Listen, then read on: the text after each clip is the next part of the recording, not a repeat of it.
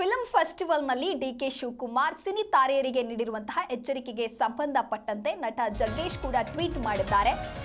ಕಲಾವಿದರು ಒಟ್ಟುಗೂಡಲಿ ಅಂತ ಹೇಳಿ ಸಂಘವನ್ನ ಮಾಡಿದ್ರು. ಡಾಕ್ಟರ್ ರಾಜ್ಕುಮಾರ್ ಅವರು ಕಲಾವಿದರ ಸಂಘ ಮಾಡಿದ್ರು. ನಮ್ಮ ದೌರ್ಭಾಗ್ಯ ಅದು ಇಂದು ನಿಷ್ಕ್ರಿಯಗೊಂಡಿದೆ. ಡಿಕೆಶಿ ಹೇಳಿಕೆಗೆ ನಟ ಜಗ್ಗೇಶ್ ಟ್ವೀಟ್ ಮಾಡೋದ್ರ ಮುಖಾಂತರ ತಮ್ಮ ಬೇಸರವನ್ನ ವ್ಯಕ್ತಪಡಿಸಿದ್ದಾರೆ. ನಿಮ್ಮ ಅಧಿಕಾರಿಗಳಿಗೆ ಸೂಚಿಸಿ ಎಲೆಕ್ಷನ್ ಮಾಡಿಸಿ, ಕಲಾವಿದರು ಒಂದೆಡೆ ಕೂರುವಂತೆ ಮಾಡಿ, ಎಲೆಕ್ಷನ್ ಮಾಡಿಸಿ, ಕಲಾವಿದರೆಲ್ಲರೂ ಕೂಡ ಒಂದೆಡೆ ಸೇರುವಂತೆ ಮಾಡಿ.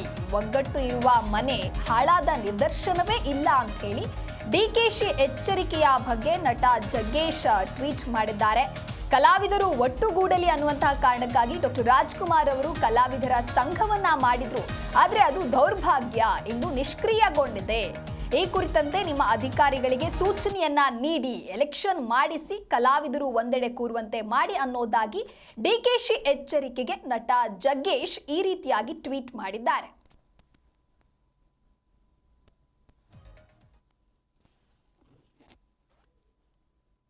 ಇನ್ನು ಅಂತಾರಾಷ್ಟ್ರೀಯ ಚಲನಚಿತ್ರೋತ್ಸವದ ವೇದಿಕೆಯಲ್ಲಿ ಸಿನಿ ತಾರೆಯರಿಗೆ ಡಿಕೆಶಿ ನೀಡಿರುವಂತಹ ಎಚ್ಚರಿಕೆಯ ಸಂದೇಶಕ್ಕೆ ಸಂಬಂಧಪಟ್ಟಂತೆ ನಟ ಜಗ್ಗೇಶ್ ಟ್ವೀಟ್ ಮಾಡಿದ್ದಾರೆ. ಹಾಗಾದ್ರೆ ಟ್ವೀಟ್ ಮುಖಾಂತರ ಏನ್ ಹೇಳಿದ್ದಾರೆ ಅಂತ ನೋಡ್ತಾ ಹೋಗೋದಾದ್ರೆ, ಕಲಾವಿದರು ಎಲ್ಲರೂ ಒಟ್ಟುಗೂಡಲಿ, ಎಲ್ಲರೂ ಸೇರ್ಲಿ ಅಂತ ಹೇಳಿ ಸಂಘವನ್ನ ಮಾಡಿದ್ರು. ಡಾಕ್ಟರ್ ರಾಜ್ಕುಮಾರ್ ಅವರು ಕಲಾವಿದರ ಸಂಘ ಮಾಡಿದ್ರು. ಆದ್ರೆ ನಮ್ಮ ದೌರ್ಭಾಗ್ಯ ಅದು ಇವತ್ತು ನಿಷ್ಕ್ರಿಯಗೊಂಡಿದೆ. ಡಿಕೆಶಿ ಹೇಳಿಕೆಗೆ ನಟ ಜಗ್ಗೇಶ್ ಟ್ವೀಟ್ ಮುಖಾಂತರ ತಮ್ಮ ಬೇಸರವನ್ನ ವ್ಯಕ್ತಪಡಿಸಿದ್ದಾರೆ. ಹಾಗಾಗಿ ಇದಕ್ಕೆ ಸಂಬಂಧಪಟ್ಟಂತಹ ಅಧಿಕಾರಿಗಳಿಗೆ ಸೂಚನೆಯನ್ನ ನೀಡಿ ಎಲೆಕ್ಷನ್ ಮಾಡಿಸಿ, ಕಲಾವಿದರು ಎಲ್ಲರೂ ಕೂಡ ಒಂದೆಡೆ ಸೇರುವಂತೆ ಆಗಬೇಕು ಅನ್ನೋದಾಗಿ ಹೇಳಿಕೆಯನ್ನ ಟ್ವೀಟ್ ಮುಖಾಂತರ ನಟ ಜಗ್ಗೇಶ್ ನೀಡಿದ್ದಾರೆ.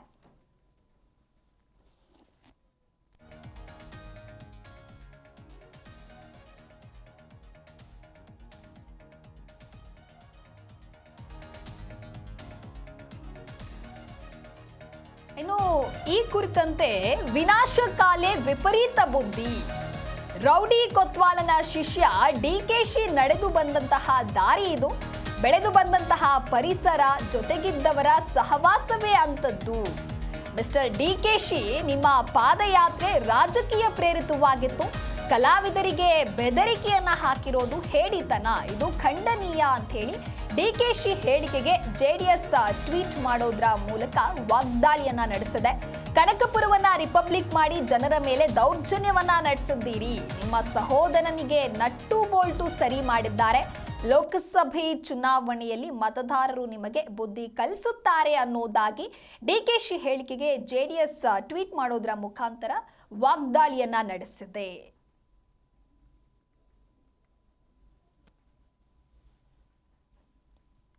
ಇನ್ನು ನಿಮ್ಮ ಪಾದಯಾತ್ರೆ ರಾಜಕೀಯ ಪ್ರೇರಿತವಾಗಿತ್ತು. ಕಾಂಗ್ರೆಸ್ ಪಕ್ಷದ ರಾಜಕೀಯ ಪಾದಯಾತ್ರೆಗೆ ಸಿನಿಮಾ ಕಲಾವಿದರು ಭಾಗವಹಿಸಿಲ್ಲ ಅಂತ ಹೇಳಿ ಕನ್ನಡದ ನಟರಿಗೆ ಅಂತಾರಾಷ್ಟ್ರೀಯ ಚಲನಚಿತ್ರೋತ್ಸವದ ವೇದಿಕೆಯಲ್ಲಿ ಬೆದರಿಕೆಯನ್ನ ಹಾಕೋದು ಒಂದು ರೀತಿ ಹೇಡಿತನ ಮತ್ತು ಇದು ಖಂಡನೀಯ.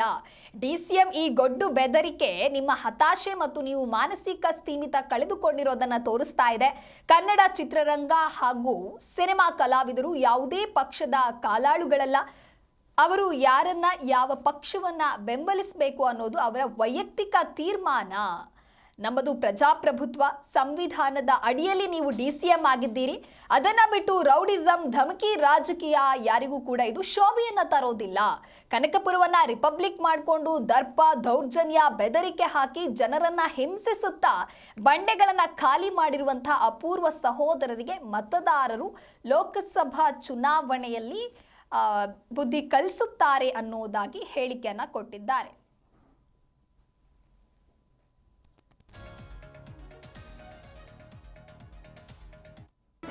ಜಿ ಕನ್ನಡ ನ್ಯೂಸ್ ಈಗ ನಿಮ್ಮ ಮನೆಯಲ್ಲೇ ನೋಡಿ.